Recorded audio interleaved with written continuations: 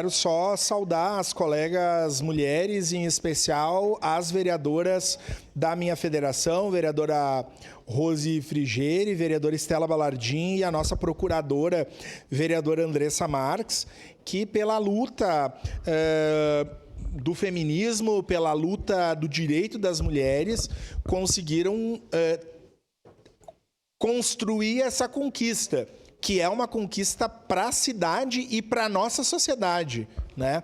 Ontem, acho que, eu não sei se foi na CNN ou na Globo News, acompanhando os dados, vereadora Rose, são estrondosos os dados e alarmantes no país inteiro, né? A violência contra a mulher tem aumentado em grande parte dos estados. Então, é um esforço de termos políticas públicas efetivas e um espaço como esse, logicamente, vem em boa hora.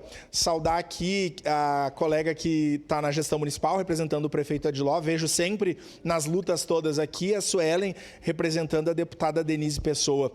Então, agora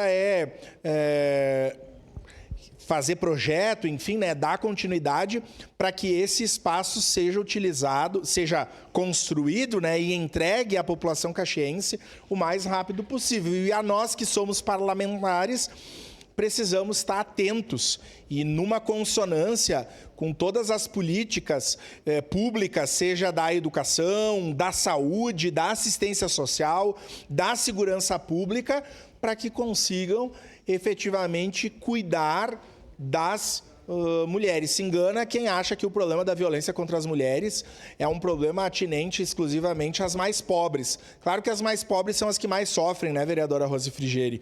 Mas é um problema que não escolhe classe social e muitas vezes enraizado por uma normalidade ou naturalidade que todos nós achamos, desde as questões mais simples até as questões mais complexas. Então, grande dia. Eu lembro, vereadora Rose, ano passado a senhora era procuradora, nós conversamos, recebemos a secretária estadual, né, aqui na Câmara, que falava lá no final do ano da necessidade de agilizarmos, e conversamos com o presidente Petrini na quinta ou sexta-feira pelo grupo dos vereadores, que prontamente atendeu e chamou essa extraordinária. Então, acho que é um esforço de todos, votaremos e aprovaremos por unanimidade e depois a fiscalização para que ele seja entregue e utilizado por tantas mulheres da nossa cidade que sofrem, vítimas da violência e que precisam desse serviço. Parabéns a todos e todas envolvidos e que nós